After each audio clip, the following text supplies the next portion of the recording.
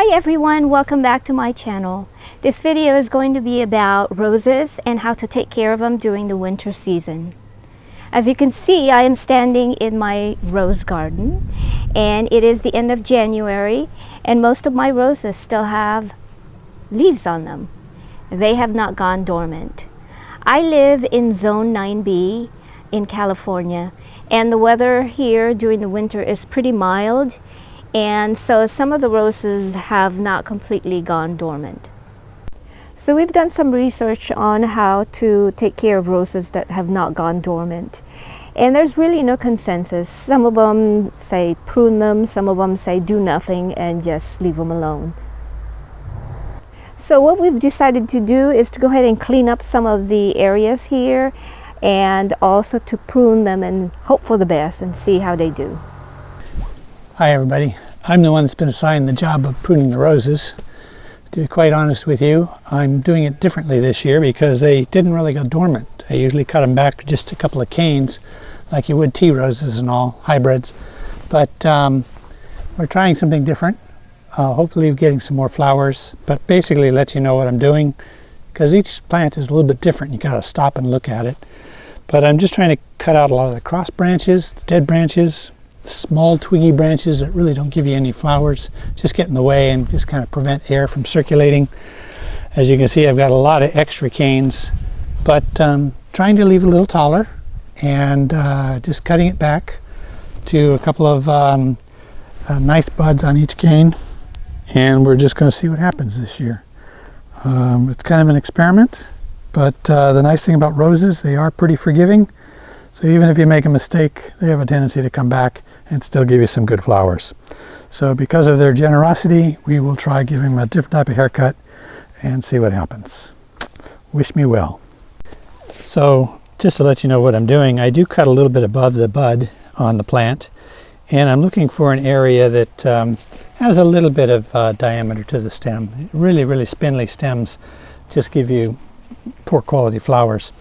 So just looking in here, I don't worry too much about which way the bud is facing. I usually like to have them cut facing somewhat to the outside. Don't know if you can see this, but this has probably been damaged by some frost. I don't think that's going to yield a flower. It's kind of got what I call a dead eye. And then also I'm just worried a little bit about the height because I want the plant to be somewhat uniform. So because this plant is a little bit shorter, I'm going to go ahead and just chop that off. Spindly growth, here's dead growth in here, and notice that this is on the inside. Probably want to keep it a little bit more open. Got some more dead growth down there. These are not too bad. I'll cut it back a little bit. This is dead primarily here, so I'm going to cut it off there. This is a bit weak, but again, I'm not wanting to cut everything off, so I'll leave it. This, however, is not too bad.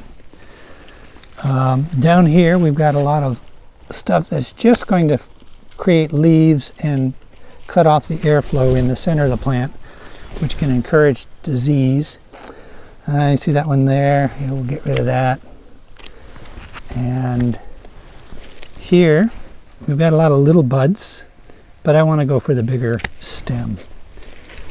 And this one here is pretty weak all around, actually. I could chop it off, but again, I'm not wanting to cut everything off. We'll see what happens. See, that bud is facing inward, but that's okay. It's kind of open, so it can come up and maybe do all right. And this one here has got dead growth on the top, and then this here is going to create a bunch of garbage. So we'll just cut that back.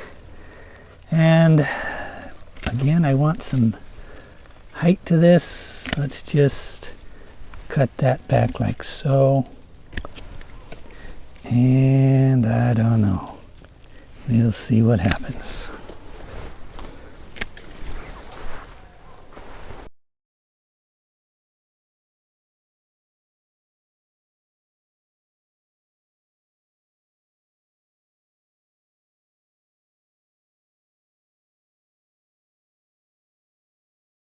All right, the project is done.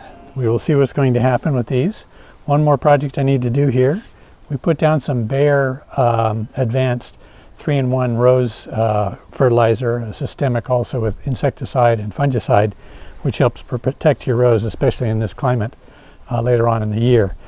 We haven't had any rain for about a month, so I want to get it watered in so that it will be available for the roots. So now we'll just wait and see. Come back in April perhaps, and we'll see if the experiment worked. Thanks. Well, thanks for watching. I hope this video was helpful. Please remember to subscribe, and we'll see you in the next one. Goodbye.